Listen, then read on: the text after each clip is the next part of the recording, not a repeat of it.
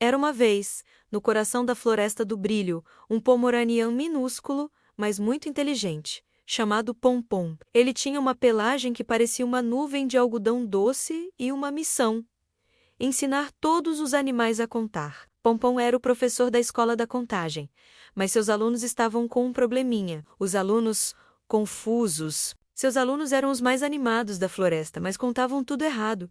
Léo, o leãozinho, ele só conseguia contar até um, porque ele achava que ele era o mais importante e que não precisava de mais nada. Kiko, o coala, ele contava sempre até 2, porque só sabia contar as 2 folhas de eucalipto que ele estava comendo. Zuzu, a zebra.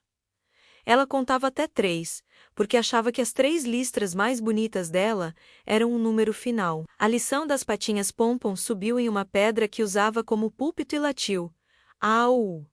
Au! Silêncio, turma! Hoje vamos aprender a contar usando nossas patinhas. O leãozinho Léo número 1, Pompom, olhou para Léo. Léo, levante uma patinha. Isso! Léo levantou uma pata grande. Pompom pulou uma vez.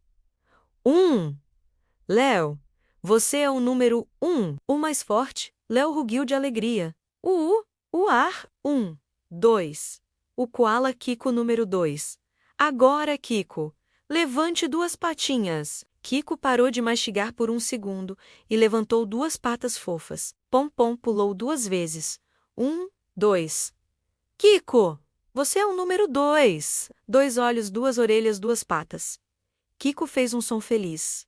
2, 3. A zebra Zuzu número 3. Agora, Zuzu, mais difícil. 3 patinhas, Zuzu tentou, mas só conseguiu levantar 2. Pompom teve uma ideia. Pompom colocou a sua patinha fofa na frente das patas de Zuzu. Olhe, Zuzu.